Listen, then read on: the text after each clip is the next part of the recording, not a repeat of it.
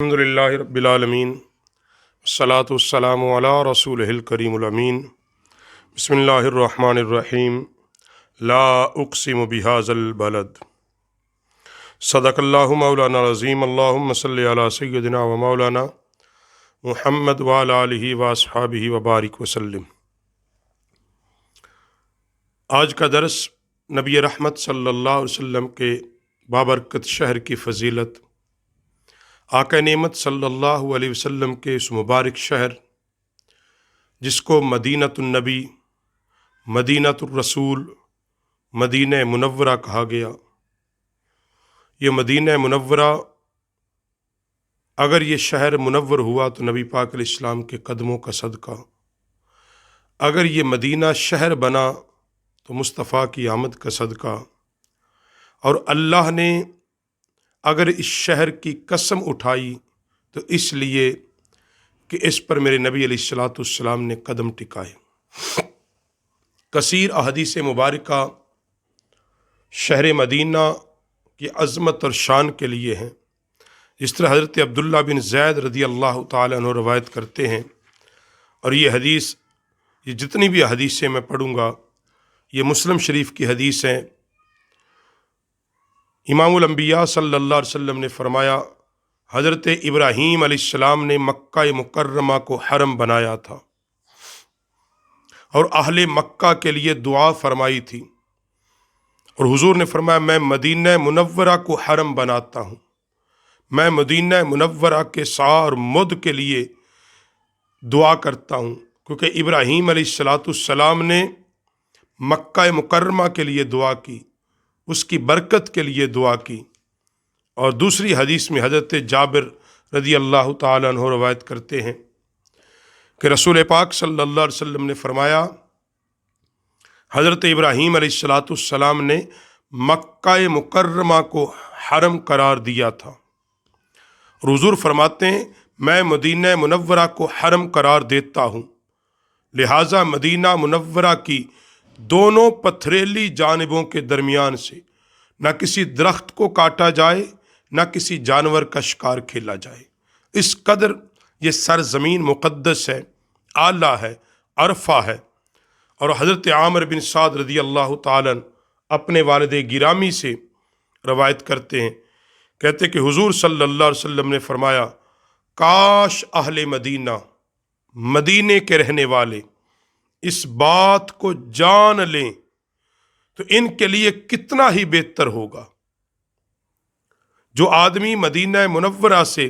اعراض کر کے اس کی سکونت چھوڑ دے، مدینہ منورہ کی سکونت کو چھوڑے، اللہ تعالیٰ اس سے بہتر آدمی کو مدینہ منورہ کا رہائشی بنا دے گا۔ اور پھر آقا علیہ الصلوۃ والسلام نے فرمایا، جو آدمی مدینہ منورہ کی بھوک، پیاس اور محنت کو برداشت کرے، مدینہ منورہ کے اندر بھوک کو برداشت کر دے، تکالیف کو برداشت کرے، محنت کو برداشت کرے، اس کے لیے خوشخبری دی میرے نبی علیہ السلام نے۔ آقا کریم صلی اللہ علیہ وسلم نے فرمایا، قیامت کے دن میں اس کی شفاعت کروں گا، اس کے حق میں محمد گواہی دوں گا۔ یہ ان لوگوں کے لیے بشارتیں ہیں کہ جو میرے نبی کے شہر میں جائیں، مدینہ منورہ میں جائیں، وہاں کی ہر قسم کی محنت کو، مصائب کو، تکالیف کو، بھوک کو، سفر کو برداشت کر لیں، شکوہ اور شکایت نہ کریں۔ اللہ کے نبی علیہ السلام نے فرمایا، میں محمد ان کی شفاعت کروں گا قیامت کے دن۔ اور پھر آقا نعمت صلی اللہ علیہ وسلم نے دوسری حدیث بھی مسلم شریف میں، سعد بن ابی وقاص رضی اللہ تعالیٰ عنہ، رسول پاک علیہ السلام نے فرمایا، جو شخص اہل مدینہ کو تکلیف دینے کا ارادہ کرے، یعنی جو لوگ اہل مدینہ کے بارے میں بری بات کرتے ہیں، اہل مدینہ کو جو ستانے کی بات کرتے ہیں، آقا علیہ السلام نے فرمایا جو اہل مدینہ کو تکلیف دینے کا ارادہ کرے، اللہ تعالیٰ اس کو آگ میں اس طرح پگھلائے گا جس طرح شیشہ پگھلتا ہے، یا جس طرح نمک پانی میں گھل جاتا ہے۔ اور اگلی حدیث حضرت انس بن مالک رضی اللہ تعالیٰ عنہ روایت کرتے ہیں کہ رسول خدا صلی اللہ علیہ وسلم تشریف لا رہے تھے، حتیٰ کہ احد پہاڑ آپ کے سامنے ظاہر ہو گیا، آپ علیہ السلام نے فرمایا یہ احد پہاڑ ہم سے محبت کرتا ہے، ہم اس سے محبت کرتے ہیں۔ یہ شان ہے حرم کی، اور جس کو حرم میرے نبی علیہ السلام نے بنایا ہے۔ اور آقا نعمت صلی اللہ علیہ وسلم نے فرمایا اے اللہ میں ان دونوں پہاڑوں کی درمیانی جگہ کو حرم قرار دیتا ہوں۔ اور جس طرح حضرت ابراہیم علیہ السلام نے مکہ مکرمہ کو حرم قرار دیا، اے اللہ اہل مدینہ کے سایہ میں مد میں برکت نازل فرما دے۔ اللہ اکبر۔ اور حضرت مولا کائنات علی المرتضیٰ کرم اللہ وجہہ الکریم، آپ نے خطبے کے درمیان ارشاد فرمایا کہ نبی کریم صلی اللہ علیہ وسلم نے فرمایا قوعیر، یعنی یہ پہاڑ تھا، سے لے کر کوہ سور تک مدینہ منورہ حرم ہے، لہٰذا جو شخص مدینہ منورہ میں کوئی جرم کرے گا یا مجرم کو پناہ دے گا، اس پر اللہ تعالیٰ کی، فرشتوں کی، تمام انسانوں کی لعنت ہوگی۔ اتنی عظمت والا ہے مدینہ، اتنی شان والا ہے مدینہ، وہ سرزمین اتنی عرفہ والا ہے۔ اور فرماتے ہیں کہ جنگ حرا کے زمانے میں ابو سعید مولا مہری نے حضرت ابو سعید خضری رضی اللہ تعالیٰ عنہ کے پاس آ کر مدینہ منورہ سے کوچ کرنے کا مشورہ کیا۔ جنگ کا زمانہ تھا، جنگ کا زمانہ، جنگ حرا کا واقعہ، جب قتل عام کیا جا رہا تھا اہل مدینہ کو، مشورہ کیا گیا حضرت ابو سعید خضری رضی اللہ تعالیٰ عنہ کے پاس آ کر کہ مدینہ منورہ سے کوچ کرنے کا، مدینے کی مہنگائی اور بچوں کی کثرت تھی، کثرت کے ساتھ بچے تھے، ارادہ کیا کسی اور شہر میں چلا جاؤں، آپ کیا مشورہ دیتے ہیں؟ حضرت ابو سعید خضری رضی اللہ تعالیٰ عنہ فرمایا کہ میں تمہیں مدینہ چھوڑنے کا مشورہ نہیں دے سکتا، اب میں اس شہر کو، مشکلات کو اب تو برداشت نہیں کر سکتے، میں تمہیں لیکن مشورہ نہیں دوں گا، کیونکہ میں نے رسول پاک صلی اللہ علیہ وسلم کو فرماتے ہوئے سنا۔ کون کہتے؟ حضرت ابو سعید خضری فرماتے ہیں کہ میں نے حضور کو فرماتے ہوئے سنا، جو شخص مدینہ منورہ کی مشکلات پر صبر کرے گا اور اس حال میں اس کو موت آ جائے کہ مدینے کی مشکلات پر صبر کرتا ہوا وہ مر جائے، اللہ کے نبی نے فرمایا قیامت کے دن میں اس کا شفیع گواہ ہوں گا، بشرطے کہ وہ مسلمان ہو، مومن ہو، ایمان والا ہو، آقا علیہ السلام کا کلمہ گو ہو۔ اگر وہ مدینے میں اس حال میں مر جائے، ارے عمر پاک جیسا بندہ جب دعا کرتا ہے اللہ مجھے شہادت کی موت بھی دے اور کوچہ نبی میں دے، نبی کے شہر میں دے،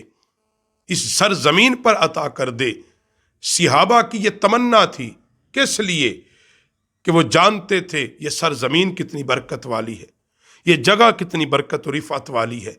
اور اس جگہ کو جو برکتیں، جو رفعتیں، جو شانیں، جو عظمتیں، جو رحمتیں، جو انوار و تجلیات نصیب ہوئے ہیں، وہ کس کے تصدق سے ہوئے ہیں؟ وہ نبی رحمت صلی اللہ علیہ وسلم کے تصدق اور حضور صلی اللہ علیہ وسلم کے قدمین کی برکت سے ہوئے ہیں۔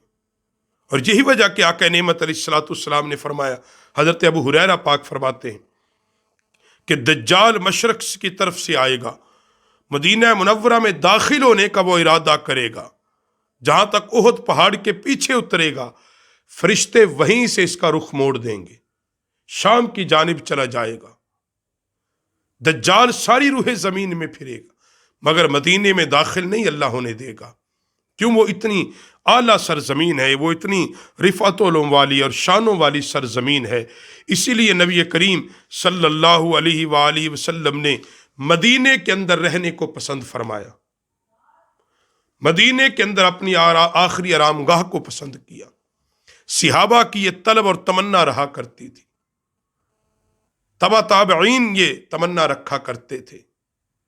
کیوں؟ یاد رکھیں، میں آخری بات کہ ابراہیم علیہ السلام نے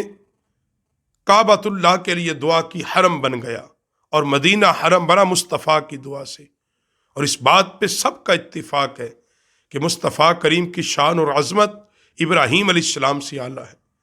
جس طرح میرے نبی کی شان و عظمت اعلیٰ ہے، اس طرح میرے نبی کی دعا کی عظمت بھی اعلیٰ ہے۔ دعا کی قبولیت بھی اعلیٰ ہے۔ اس لیے مدینۃ النبی صلی اللہ علیہ وسلم کے اندر اہل اولیاء کاملین تو جب سانس لیتے، لمبی سانسیں لیتے، پوچھا گیا کیوں؟ کہتے یہ وہ ہوا ہے جس ہوا میں میرے نبی نے سانس لیے ہیں، جس ہوا کے اندر میرے نبی کی خوشبو موجود ہے۔ اس لیے اولیاء کاملین اس سرزمین پر ننگے پاؤں چلا کرتے، ادب و تہذیب سے چلا کرتے، تعظیم و احترام سے چلا کرتے، کیونکہ یہ کوئے جانا ہے، یہ نبی علیہ الصلوۃ والسلام جان جہان، کائنات کی جان کی درگاہ ہے، یہ ان کی بارگاہ ہے، ان کی سرزمین ہے، یہاں جگہ عاجزی سے چلنے کی ہے۔ تو اللہ ہمیں مدینۃ النبی کی تعظیم عطا فرما دے۔